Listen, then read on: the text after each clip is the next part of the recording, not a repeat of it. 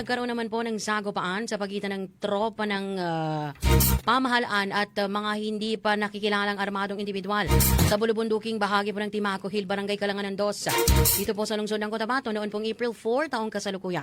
Batay po sa ulat, bandang alas 12:20 ng tanghali ng ipagbigay alam ng 26 Marine Company po ng Marine Battalion Landing Team 6 kay Police Captain Eduardo M. Malikdem. Ang officer in charge po ng Police Station 3 ng Cotabato City Police Office. Ang umano'y presensya po ng mga armadong lalaki sa nasabing lugar. At kasernation agad naman pong rumisponde ang pinagsanib na puwersa po ng militar upang beripikahin ang impormasyon. Naglatag din po ng blocking forces ang kapulisan sa mga posibleng rutang dadaanan po ng mga suspek habang isinasagawa naman ng mga Marines po ang pangunahing operasyon.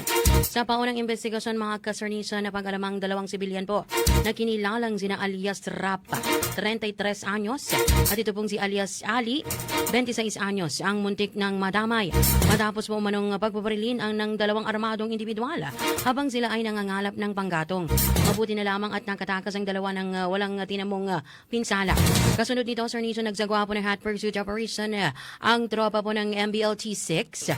At bandang alas 3:54 ng hapon ay nakasagupa po ang mga suspek. Tumagal po ng mahigit kumulang 5 minuto ang palitan ng putok bago tuluyang nakatakas ang mga armadong individual patungo sa hindi matukoy na direksyon. Mga kasernation, sa isinagawa namang clearing operations, na-recover po sa lugar ang ilang kagamitan kabilang ang chainsaw na walang guide bar, mga magazine ng M16A1 rifle, tumigit kumulang 100 bala ng 5.56mm at iba pang personal na gamit. Mga kasernation at mga kabombo, wala naman pong naiulat na nasawi o nasugatan sa panig ng pamahalaan at wala ring direktang nasangkot na tauhan po ng Philippine National Police sa mismong engkwentro. Patuloy pa rin po ang hot pursuit operations ng pinagsanib na puwersa ng militar at ng pulisya upang matukoy ang pagkakakilanlan at posibleng grupong kinabibilangan ng mga suspek. Samantala, tiniyag po ng Cotabato City Police Office na paigtingin ang mga hakbang sa seguridad sa lungsod at hinihikayat ang publiko na manatiling mapagmatsyag at agad iulat sa mga otoridad ang anumang kahinahinalang aktibidad. Samantala mga kasernation, makakasama po natin sa programa si Police Lieutenant Rochelle D. Evangelista, ang tagapagsalita po ng Cotabato City Police Office. Magandang umaga, Police Lieutenant Evangelista. Star DJ Lexi po, kasama niyo po. Magandang umaga, Ma'am Lex, and sa lahat po ng nakikinig o nanonood po ng Star FM. Happy Monday po sa lahat. Yes po, happy Monday. Anyway, Ma'am Rochelle, manghihingi lang po sana kami ng update dito nga po sa nangyaring sagupaan dyan po sa May Timaco, particular po dyan. Ano na po bang development po ng insidente? Meron na po bang ano? Yes po, Ma'am Lex, in relation po yung sa alleged natin na nagkaroon ng sighting po ng armed individuals sa Timaco Hill, Kalanganan 2, Cotabato City, wherein nangyari ito noong April 4, 2026, mga bandang 12:20 kasi tinawagan po ng MBLT 6 ang ating kapulisan ng Police Station 3 at nag-report po ito sila na meron pong armed individuals na namataan dyan sa bulubundukin na lugar ng Timaco Hill, Barangay Kalanganan 2, Cotabato City. So when the Cotabato City personnel, led by Police Captain Malikdim, katuwang dyan yung RMFB 1404, CMFC at MTU, pumunta po doon sa area na na-report. At the same time, nagkaroon po ng coordination with the MBLT 6, wherein agad-agad po nag-deploy po tayo doon ng mga blocking forces. And while ang MBLT 6 po ay acted as sila yung main assault po ng unit natin sa Timaco Hill. So during the investigation, Ma'am Lex, yun nga, napag-alaman na inyong kapulisan na may dalawa tayong residente, tawagin na lang natin alias Rap at si alias Ali.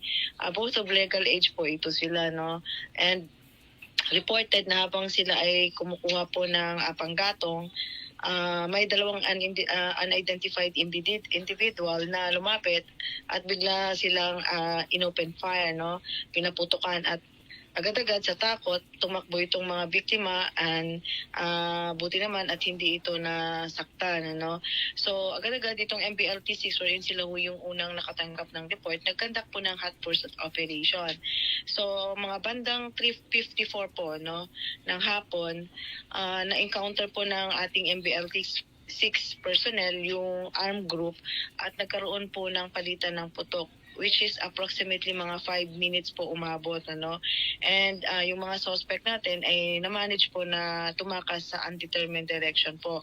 So after ng putukan na yon, nagkaroon po ng clearing operation yung ating authorities, no, government authorities and troops, wherein nakakuha po tayo ng iba't ibang mga items na na-recover doon sa area of incident. And doon po, nagkaroon po, nakuha po yung chainsaw na without guide bar ito. Mayroon pong 2 pieces of long magazine of M16 at saka 3 pieces po ng short magazine ng M16 din. At the same time, mayroon din pong nakuhang 100 pieces na 5.56 live ammunitions, mga personal belongings po, no, and items like for example, a bull cap, bottle ng mineral water, yung mga Tupperware, a pair po ng rubber boots, and as well as slippers, and as well as mga t-shirt and mga empty bags po. No? So no casualty was reported at this point, Ma'am Lex, both sa ating mga troops as well as civilians. And ang investigation po natin ay tuloy-tuloy pa rin po to determine the groups and individual who is involved and as well as ano ang dahilan related dito sa incident, Ma'am Lex. Opo. Police Lieutenant Evangelista, Mama, may persons of interest na po ba kayong tinututukan ngayon? Ma'am Lex, in relation po no sa persons of interest pa natin, wala pa po tayong na-identify na police persons of interest po natin. Ano. But since we all know na ang dating sa pag-report sa atin during the conduct of investigation is that titingnan natin kung sino itong mga individual nito as well as kung mayroon man grupong affiliation itong mga individuals na ito na allegedly mga armed men. No? Titingnan din natin base din sa mga recovered items natin. No? Kasi nga, kung mapapansin nyo, marami tayong na-recover. No? It could also help in identifying individuals and even groups. No? Pag naka-identify po tayo kasi ng individual person na involved dito, doon din natin malalaman ang affiliation niya. At the same time, continuous pa po tayo sa intelligence gathering ng mga reports natin. No? So, as this point, wala pa po kaming pinupoint out na any individual or groups involved in dito po. As well as request namin sa mga kababayan natin, Ma'am Lex, no, avoid po natin yung mga speculation na sa ngayong panahon because ang inyong otoridad po ay nasa investigation stage pa tayo. Yes. And at the same time, avoid po natin yung pagpo-posting po natin ng mga unverified information na hindi po galing sa official agency like CCPO and even LGU po and other security sector. Ma'am, anyway po no, gaano po ba kaligtas ngayon ang sitwasyon sa Barangay Kalanganan 2 at kalapit na lugar, especially po ma'am sa Timaco Hill, no? 'Di ba isa po ito sa mga tourist spot dito po sa lungsod? Yes, ma'am. In relation po sa sinabi po ninyo, Ma'am Lex, tama po kayo. Yes, no? Yung Timaco Hill po, isa po yun sa legend ng ating Cotabato City as tourist spot also. At ito po yung pinapangalagaan ng ating lokal na pamahalaan as well as po yung Barangay Kalanganan 2. No? At this point po, yung situation po is under control na po ng inyong PNP and other joint forces, particularly yung AFP po natin at saka yung Philippine Marines po natin. No? Nagkakaroon pa rin tayo ng active clearing dyan sa area na yan. Although Ma'am Lex, kahapon nag-pull out na yung ibang ating troops ng MBLT as well as the CCPO personnel and other composite na security sectors. Nag-pull out na po ng mga bandang hapon na po. But hindi po ibig sabihin merely yung presence po nila doon physically is limited na, but continue pa yung aming active monitoring sa area na yan, no? To Yes, ensure lang po yung mga mamamayan dyan at saka yung ating mga kababayan ano, na naging tourist spots nga po yan, yung Tibaco Hill, na ma-retain po yung peaceful area na yan and continue po yung mobilization ng ating mga kababayan dyan sa area ng Kalanganan Dos, particularly in Tibaco Hill. No? Kaya nga po, request namin sa mga kababayan natin, maging extra vigilant po tayo. If in case meron pong mga suspicious activity and yung may mga individuals na hindi nyo kilala sa lugar na yan, immediately po i-report nyo po sa inyong kapulisan at para mabigyan kaagad ng immediate na tugon po. No?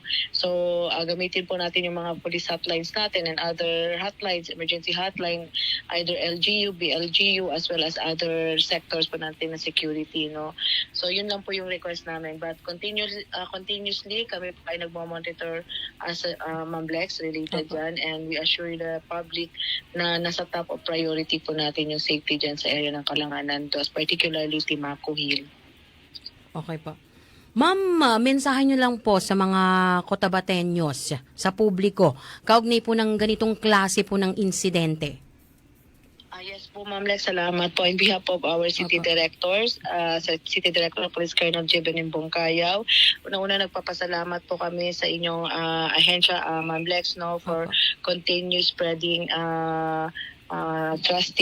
trustful news, and as well as to inform the public, no, in transparency, no, truth transparency. So yung ating Cotabato City Police Office po, continue po kami, no, na magbabantay sa kaligtasan ng pangkalahatan po, no, and we request also for the public to be vigilant and report any suspicious activity, hindi lang po lamang sa Timaco Hill and even Barangay Kalanganan Dos. As a whole po, lahat po ng barangay natin go under sa AOR po ng Cotabato City Police Office is important po. So always be vigilant po sa bawat areas natin, and any suspicious activity or individual sa tingin nyo hindi taga dyan, agad-agad i-immediate report po ninyo sa inyong otoridad. So, and refrain po sa spreading ng mga unverified rumors sa social media na wherein nakakakos po ng panic sa ating mga kababayan, no? And avoid po, wala pa pong binibigay na verifikasyon ng inyong kapulisan for any individual or groups na involved in this case po.